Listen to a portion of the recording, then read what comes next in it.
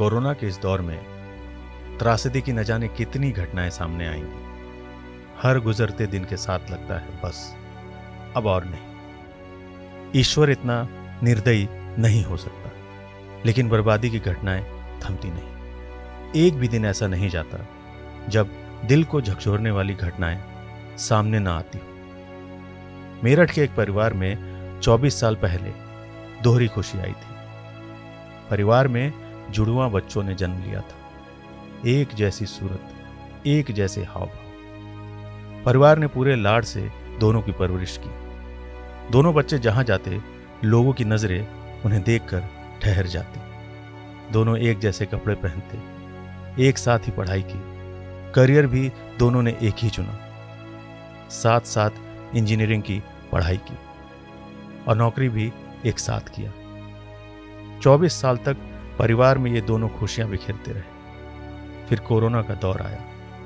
दोनों एक साथ ही कोरोना संक्रमित हुए और दोनों की मौत भी एक साथ ही हुई। एक परिवार के दर्द की ऐसी दास्तां पहले नहीं सुनी। नमस्कार, आप सुन रहे हैं TV9 पॉडकास्ट और मैं हूं आपके साथ आसिफ खान।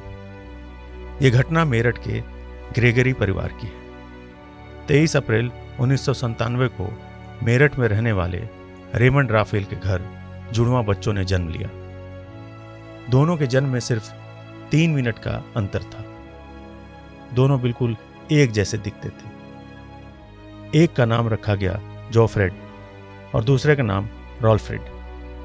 जिंदगी के सारे रंग दोनों ने एक साथ देखे। दोनों के चेहरे ही नहीं मिलते थे, दोनों का व्यवहार भी एक जैसा था।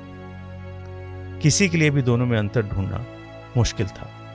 परिवार के लोग कहते हैं कि बचपन से ही दोनों के साथ जो हुआ एक साथ हुआ। बीमार पड़ते तो एक साथ, ठीक होते तो एक साथ। पढ़ाई में भी दोनों बराबर के होशियार थे। दोनों ने एक साथ कंप्यूटर इंजीनियरिंग की पढ़ाई की और दोनों ही हैदराबाद में नौकरी कर रहे थे। 24 साल तक दोनों ने एक समान जिंदगी जी।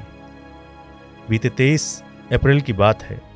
दोनों भाइयों ने एक साथ अपना जन्मदिन मनाया, लेकिन इसके बाद जैसे दोनों से जिंदगी रूठ गई। जन्मदिन के दूसरे दिन दोनों बीमार पड़ गए। दोनों को कोरोना हुआ था। परिवार दिन रात दोनों की सलामती के लिए दुआ कर रहे थे। हालात बिगड़ने पर दोनों को एक साथ हॉस्पिटल में भर्ती करवाना पड़ा। दोनों भाइयों के पिता राफेल पेशे से टीचर हैं। राफेल को किसी अनहोनी की आहट मिल चुकी थी। वो कहते हैं कि अंदेशा पहले से था।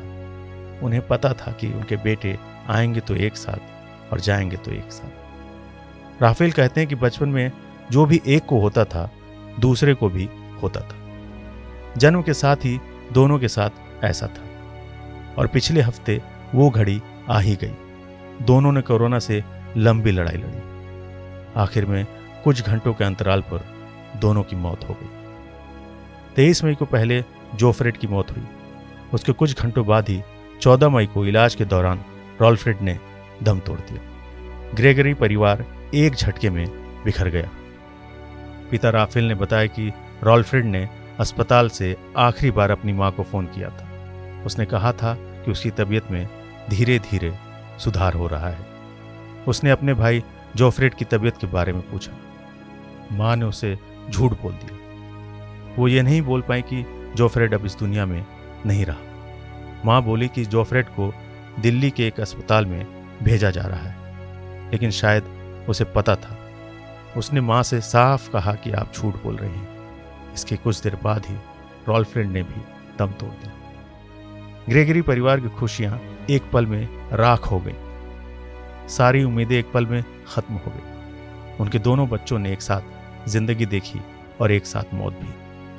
दोनों को एक ही जगह पर दफनाया गया। जिसने भी ग्रेगरी परिवार की ये कहानी सुनी, उनका दिल भर आया, आंखें नम हो गई। अगर ईश्वर कहीं है तो वो इतना निर्दयी कैसे हो सकता है। कितने परिवार उजड़ गए, कितने बच्चे अनाथ हो गए, कितने परिवारों ने अपने बुढ़ापे का सहारा खो दिया। ऐसी घटनाएं दिल को हताशा में डुबो देती, लेकिन यही दुनिया की हकीकत है। हम सब जानते हैं कि एक दिन सबको इस दुनिया से जाना है। बस एक आह निकलती है, ऐसे भी जाता है कोई।